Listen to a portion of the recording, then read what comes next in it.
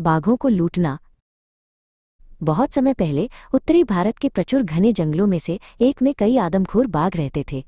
वे आदमखोर कैसे बने, ये किसी को नहीं पता था। व्यावहारिक रूप से हर दिन बाघ किसी दुर्भाग्यशाली पुरुष या महिला पर झपट पड़ते थे और उनके शरीर को खाने के बाद वे पीड़ितों के पास मौजूद गहने और पैसे इकट्ठा करते थे और अपने लगातार बढ़ते हुए खजाने के ढेर को बढ़ाने के लिए इसे ले जाते थे। अब पास के एक गांव में एक नाई था जो बाघों के कुछ खजाने को अपने हाथ लगाने के तरीकों के सपने देखता और योजनाएं बनाता रहता था। तब वह आराम और विलासिता का जीवन जी सकता था। उसने सोचा कि अगर वो सुबह जल्दी जंगल में जाए तो उसे बाघ सोते हुए मिलेंगे। तब वो चुपचाप उनका गला काट सकता है और उनके खजाने को ले सकता है। तो एक सुबह बिल्कुल तड़के नाई अपनी रेजरों को अच्छी तरह से पहना करके जंगल की ओर चल पड़ा। वो ज्यादा दूर नहीं गया था कि अचानक एक विशाल बाघ उसके सामने आ गया। तुरंत अपनी समझदारी जुटाते हुए नाई ने बाघ से धीमी आवाज में बात की। मुझसे मत डरो, मैं तुम्हारा दोस्त हूँ। मुझे बस तुम्हारी मूंछें मूंदनी है जिनकी जरूरत राजा को अपनी बीमार बेटी के लिए कुछ दवा तैयार करने के लिए है।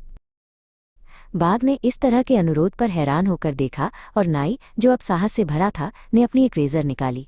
बस मुझे अपनी मूंछें मूंदने दो और राजा मुझे एक बड़ा इनाम देंगे जिसमें से मैं तुम्हें एक पूरी थैली मिठाई खरीद कर दूंगा। अभी भी असमंजस में बाघ ने अपना शक्तिशाली सिर हिलाया। जो तुम पूछते हो वो असंभव है। एक बाघ के लिए अपनी मूंछों से वंचित होना एक अपमान माना जाता है। इससे मरना बेहतर होगा। लेकिन मैं तुम्हें बताता हूँ कि मैं क्या करूँगा।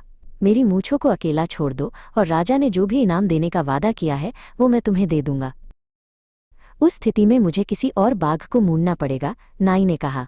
अब राजा ने मुझसे 100 सोने के सिक्के का वादा किया था और मैं तुमसे इससे कम नहीं लूंगा।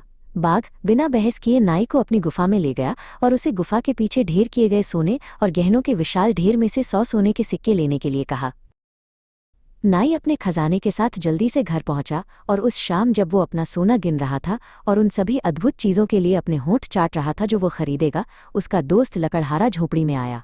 इतने सारे सोने को देखकर लकड़हारे की आंखें आश्चर्य से लगभग बाहर निकल गईं। क्या मैं सपना देख रहा हूँ? उसने झट से कहा। या क्या तुमने इतनी दौलत हासिल करने के लिए धन की देवी के बाल संवारे हैं? दोनों में से कोई नहीं, नाई ने एक चौड़ी मुस्कान के साथ जवाब दिया। मैंने बस एक बाघ को मूंदने की धमकी दी और उसने ऐसा न करने के लिए खुशी खुशी मुझे ये सारा सोना दे दिया।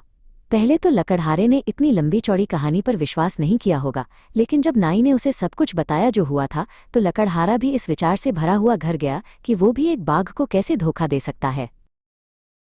भोर होते ही लकड़हारा अपनी बड़ी कुल्हाड़ी लेकर जंगल की ओर निकल पड़ा। वो जल्द ही एक बाघ से मिला जिसने उसे संदेह की नज़र से देखा। मैं तुमसे मिलकर कितना भाग्यशाली हूँ, लकड़हारे ने अपनी कुल्हाड़ी लहराते हुए कहा।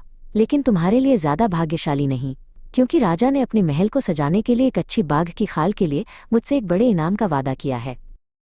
इससे बाघ ज़्यादा खुश हुआ नहीं लगता था। 1 मिनट रुको, बाघ ने विनती की। मेरी खाल मेरे लिए कीमती है। राजा ने जो वादा किया है मैं तुम्हें उससे 2 गुना दूंगा, तब हम दोनों खुश रहेंगे। लकड़हारा नाई की तरह बाघ की गुफा में गया और खुशी से सोने के सिक्कों का एक बड़ा ढेर घर ले आया। उस शाम लकड़हारे और नाई ने एक दूसरे को डींगे मारते हुए घंटों बिताए कि उन्होंने इतनी दौलत कितनी आसानी से हासिल कर ली। तभी नाई को एक शानदार विचार आया।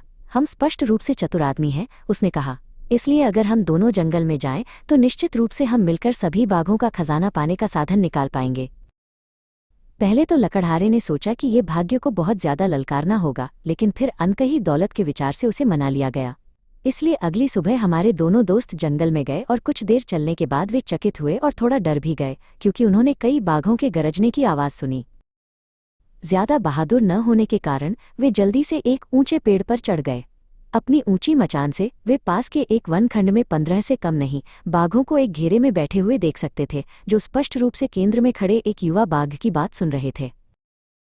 ध्यान से सुनने पर वे समझ पाए कि युवा बाघ अकेले ग्रामीणों का पीछा करने में समय और प्रयास बर्बाद करने पर कड़ी शब्दों में बड़बड़ा रहा था, जबकि वे सभी गांव पर एक कंसर्टेड हमला कर सकते थे और सभी निवासियों को खा सकते थे।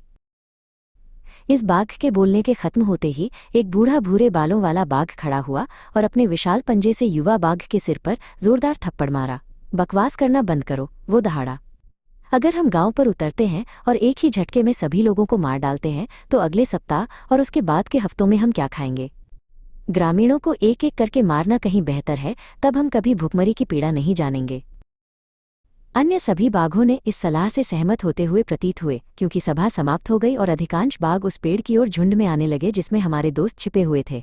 इतने सारे बाघों को पास आते देख बेचारा लकड़हारा इतना घबरा गया कि उसने पेड़ पर और ऊपर चढ़ने की कोशिश की, लेकिन इतना डर गया कि वो फिसल गया और टूटी हुई डालियों की एक भयानक गड़गड़ाहट के साथ एक धरती को हिला देने वाली धड़ाम की आवाज़ के साथ जमीन पर गिर पड़ा। नाई स्थिति का लाभ उठाने में फुर्ती से चिल्लाया, उन सभी को पकड़ो भाई, एक को भी भागने मत दो। डालियों के टूटने और नाई के चिल्लाने से चौंके हुए बाघ सभी दिशाओं में भाग गए। बाघों के रास्ते से हट जाने पर हमारे दोनों दोस्तों को जल्द ही बाघों की गुफाएं मिल गईं। वे जितनी दौलत ले जा सकते थे उसे जल्दी से बंडलों में बांध लिया और जितनी तेजी से उनके पैर उन्हें ले जा सकते थे उतनी तेजी से घर की ओर निकल पड़े। कहने की जरूरत नहीं है, लकड़हारा और नाई अब बेपरवाह होकर अमीर थे। उन्हें अब काम करने की जरूरत नहीं थी, बल्कि वे राजाओं की तरह रहने का आनंद लेते थे और बाघों के बीच अपने साहसी कारनामों के बारे में सुनने की परवाह करने वाले किसी भी व्यक्ति को डींगे मारते थे। चतुराई दौलत ला सकती है, लेकिन लालच खतरे को न्योता देता है। सच्ची बुद्धिमत्ता धोखे या गर्व में नहीं है, बल्कि ये जानने में है कि भाग्य ने कब पर्याप्त दिया है।